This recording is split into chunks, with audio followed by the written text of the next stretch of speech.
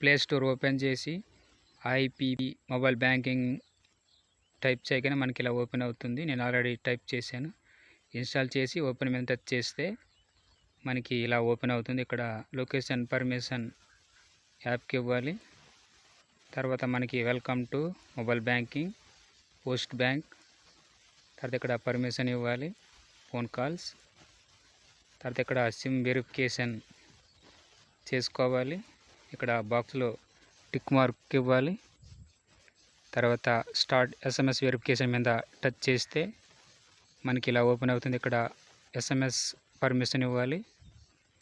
SMS verification complete అయ్యాక మనకి ఇలా ఓపెన్ అవుతుంది. ఇక్కడ account number, customer ID, date of birth, Aadhaar నెంబర్లో ఏది ఉంటుంది అది, అంటే బ్యాంక్లో రిజిస్టర్ అయిన డేట్ ఆఫ్ బర్త్ ఆధార్ కార్డులో అదే ఉంటుంది కాబట్టి అదే ఇస్తారు ఇక్కడ. తర్వాత ఇక్కడ మనకి ఎంపిన్ సెట్ చేసుకోవాలి. 4 డిజిట్ ఎంపిన్ క్రియేట్ చేసుకున్నాక సెట్ ఎంపిన్ మీద టచ్ చేస్తే మనకి నెక్స్ట్ పేజ్ ఇలా ఓపెన్ అవుతుంది. ఇక్కడ యాడ్ సెక్యూరిటీ క్వశ్చన్స్, మినిమం 5 ఉండాలి. ప్లేస్ ఆఫ్ బర్త్ ఇక్కడ కొన్ని ఉన్నాయి. ఇందులో మనం ఒక 5 సెలెక్ట్ చేసుకోవాలి. 5 సెలెక్ట్ చేసుకున్నాక వాటికి ఆన్సర్స్ ఇవ్వాలి. సబ్మిట్ మీద టచ్ చేసుకోవాలి. మనకి నెక్స్ట్ లోడ్ అయ్యి నెక్స్ట్ పేజ్ తీసుకెళ్తుంది. ఇక్కడ ఓటీపీ వస్తుంది. ఓటీపీ వెరిఫికేషన్ అయ్యాక రిజిస్ట్రేషన్ సక్సెస్ఫుల్ అవుతుంది. లాగిన్ మీద టచ్ చేశాను. మనకి యాప్లోకి లాగిన్ అవుతాం. ఇక్కడ మినిమం 25 రూపీస్ ఉండాలి. సో మై క్యూఆర్ కోడ్ మీద టచ్ చేశాను. మనకి టచ్ చేయగానే మనకి ఇలా నెక్స్ట్ పేజ్లోకి తీసుకెళ్తుంది. ఇక్కడ మనకి క్యూఆర్ కోడ్ ఉంటుంది. ప్రైమరీ మీద టచ్ చేశాను. మై యూపీఐ క్యూఆర్ కోడ్ అక్కడ టచ్ చేస్తే మనకి క్యూఆర్ కోడ్ ఓపెన్ అవుతుంది. క్యూఆర్ కోడ్ ఓపెన్ అయ్యాక అందులో వేరే ఫోన్పే అకౌంట్ ద్వారా ఈ పోస్ట్ బ్యాంక్ అకౌంట్లోకి స్కాన్ చేసి డబ్బులు పే చేసుకోవాలి. ఇక్కడ మినిమం ఒక 50 రూపీస్ ఉండాలి. తర్వాత అలాగైతేనే మనకి ఏటీఎం కార్డ్ జనరేట్ అవుతుంది, లేకపోతే యాక్టివేట్ అవ్వదు. తర్వాత ఇక్కడ రూపే డెబిట్ కార్డ్ మీద టచ్ చేస్తే మనకి ఇలా వస్తుంది. ఇదేదో టెక్నికల్ ప్రాబ్లం వచ్చింది. మళ్ళీ ఒకసారి ఓకే మీద టచ్ చేసి బ్యాక్ వెళ్ళి మళ్ళీ ఇక్కడ టచ్ చేసుకోవాలి.